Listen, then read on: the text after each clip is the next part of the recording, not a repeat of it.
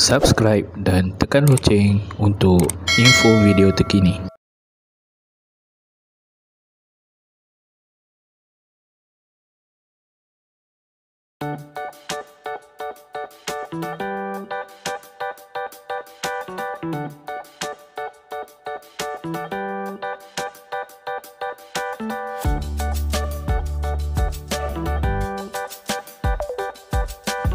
Objektif pelajaran kita pada hari ini ialah seperti di atas. Assalamualaikum dan selamat sejahtera kepada semua murid-murid. Baik, selamat datang ke kelas pendidikan jasmani tahun 5. Okey, baik, pada hari ini kita akan teruskan pelajaran kita dalam aktiviti pendidikan jasmani. Okey, kita pergi tengok buku teks. Okey. Minggu lepas kita telah buat aktiviti mengimbang kita dah buat pada minggu lepas. Jadi pada minggu ini kita pergi ke aktiviti yang seterusnya, iaitu binaan hebat. Okey. Aktiviti ini melibatkan aktiviti bersama rakan-rakan, tapi akibat dengan pandemik sekarang ni kita tak bolehlah nak buat. Jadi cikgu hanya akan terangkan sahaja mengenai aktiviti binaan hebat ni. Dan insyaAllah sekiranya ada masa diizinkan, nanti kita akan buat bersama-sama. Okey. Baik, aktiviti binaan hebat ni ialah sebenarnya sebahagian daripada aktiviti imbangan juga. Okey. Baik, kita boleh lihat imbangan yang pertama, ya. Di sebelah sini. Okey, imbangan ni. Okey, ini ialah imbangan yang pertama, ya. Imbangan yang pertama yang melibatkan 3 orang. Imbangan yang melibatkan 3 orang.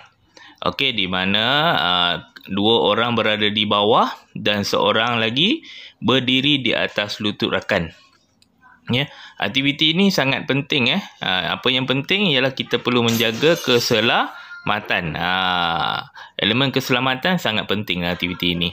Okey, baik. Sekarang kita lihat pada imbangan yang seterusnya. Okey, imbangan yang kedua. Okey, binaan yang kedua yang melibatkan 3 orang juga. Okey, di mana 2 rakan berada di bawah dan seorang lagi rakan berdiri di atas dan memijak bahagian tulang pinggul. Jangan pijak pinggang. Kalau pijak pinggang ni, bahagian pinggang ni bahaya. Boleh mendatangkan kecederaan. Jadi perlu pijak di bahagian pinggul. Aktiviti ini juga perlukan pemantauan daripada guru. Jangan buat sendiri di rumah, bahaya. Okey, saya hanya akan menerangkan sahaja. Okey, baik. Sekarang kita akan pergi lihat kepada aktiviti seterusnya. Okey, aktiviti ini imbangan yang ketiga. Okey, ini imbangan yang lebih mudah lah. Okey, di mana 2 orang rakan berada di bawah dalam keadaan merangkak. Dan seorang lagi rakan berada di atas belakang. Pun sama, bukannya berada di bahagian pinggang. Okey, dia perlu berada di bahagian atas bahagian badan, iaitu berdekatan dengan bahu. Ini ialah untuk mengelakkan kecederaan di bahagian pinggang bagi orang yang berada di bawah. Okey, baik, seterusnya kita tengok yang seterusnya, iaitu imbangan yang terakhir. Di mana seorang pelajar duduk di bawah dalam keadaan merangkak, dan seorang lagi dalam keadaan berdiri, dan rakan seorang lagi melakukan perbuatan seperti ini. Aktiviti imbangan ini ialah imbangan aras tinggi, ya murid-murid, ya. Ia memerlukan kekuatan tangan, terutama sekali bagi murid ini. Murid yang di atas ni perlukan imbangan dan juga kekuatan tangan yang baik agar tidak terjatuh. Jadi aktiviti ini perlu dipantau oleh guru lah kalau untuk awak lakukan. Okey, baik. Seterusnya kita lihat dalam keempat-empat imbangan ini. Okey, semuanya mempunyai pusat graviti. Sebagai contoh, imbangan ni. Okey, imbangan yang ini pusat gravitinya berada di mana? Di tengah-tengah. Di tengah-tengah badan murid yang berada di atas tu, itu ialah pusat gravitinya. Okey. Baik, kita lihat imbangan yang sebelah sini pula. Yang ini. Agak-agak murid, di mana pusat graviti dia? Sudah tentulah pusat gravitinya berada di sini, ya. Berada di bahagian tengah badan murid ni, bahagian bahu murid tengah ni. Ini ialah pusat graviti dia. Okey, baik. Okey, baik. Kita teruskan dengan imbangan yang di atas. Imbangan yang pertama ni. Agak-agak kamu di mana pusat gravitinya? Siapa tahu? Pandai, di bahagian pusat murid yang berada di atas ni. Ini ialah pusat gravitinya. Pusat graviti berada di sini. Bila ada pusat graviti ni seimbang, maka imbangan yang dibuat tu, binaan yang dibuat tu akan kukuh dan boleh bertahan. Okey? Baik. Okey, kita lihat imbangan yang seterusnya. Imbangan yang di sebelah ni. Okey, baik, imbangan ni, ya. Di mana pusat graviti? Cuba semua teka. Okey, ya, masih sama, pusat gravitinya berada di bahagian tengah murid yang berdiri kat atas ni. Dekat sini. Okey, keseimbangan pusat graviti ni sangat penting, untuk memastikan kekukuhan binaan.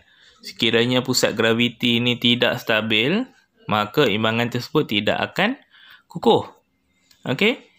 Kita lihat sini. Berat serta objek juga mempengaruhi kestabilan. Kerana berat objek ni, objek mana yang berat? Berat objek mana? Ya, objek yang di atas. Objek ni, objek yang kat atas ni. Okey? Berat objek ni juga mempengaruhi kestabilan binaan. Ya? Kerana sesuatu objek yang berat, jika pusat gravitinya tepat, seperti ini, pusat graviti dia tepat, seimbang dan tepat, maka binaan tersebut akan kukuh. Jadi saya harap semua jelas. Kita lihat di sini. Apa yang murid perempuan ini katakan? Apa yang dia cerita? Apa yang dia beritahu kita? Semakin luas tapak sokongan, semakin stabil binaan yang kita buat. Sebab itulah tapak sokongan ni penting untuk memastikan kestabilan binaan. Okey, semakin luas. Macam kita tengok binaan ni lah. Agak-agak kamu, yang manakah binaan yang paling stabil sekali? Siapa boleh bagi tahu saya? Ya? Binaan yang paling stabil sekali ialah binaan ini. Ini ialah binaan yang paling stabil. Kenapa? Kerana ia mempunyai tapak binaan yang tapak sokongan. Okey, tapak sokongan yang luas. Sebab itulah ia menjadi satu imbangan yang paling stabil sekali. Okey. Anda semua jelas, Okey, kita lihat apa yang cikgu ni cakap. Okey, kedudukan pusat graviti memainkan peranan penting dalam menentukan kestabilan objek. Seperti mana yang saya cerita tadilah. Okey. Kedudukan pusat graviti ni sangat penting untuk memastikan binaan yang kita buat ni, binaan badan yang kita buat ni stabil. Jika keadaan pusat gravitinya tidak tepat, tidak berada di tengah-tengah, okey, tidak stabil, maka binaan tersebut juga tidak akan kukuh. Okey. Baik. Okey, kita lihat pula. Apa respon daripada murid di dalam binaan ini? Kita lihat apa respon dia. Okey, kedudukan tapak sokongan juga mempengaruhi luas tapak sokongan. Kedudukan.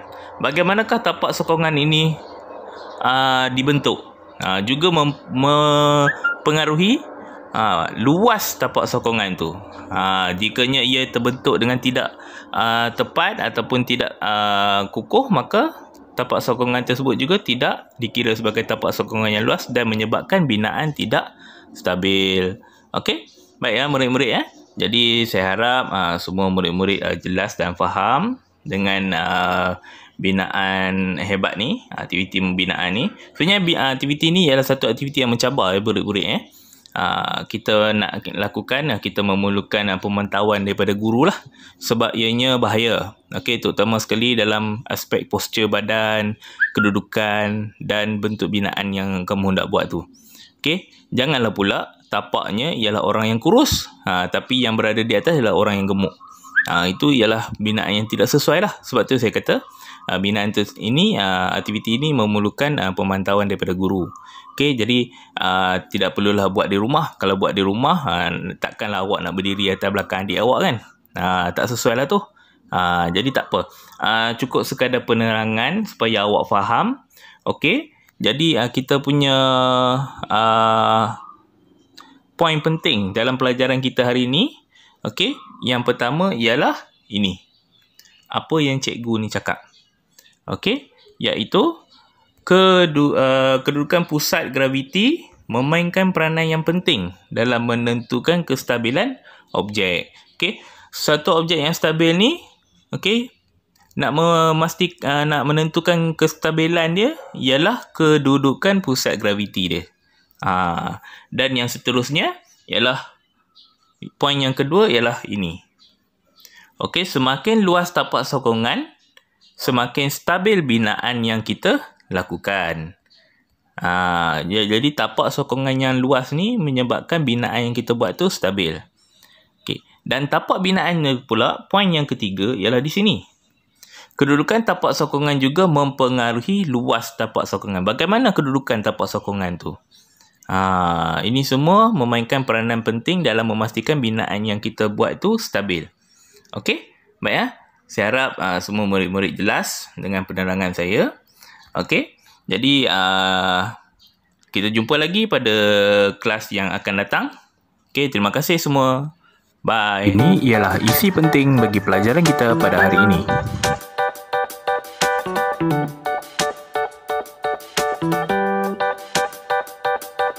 Selamat belajar.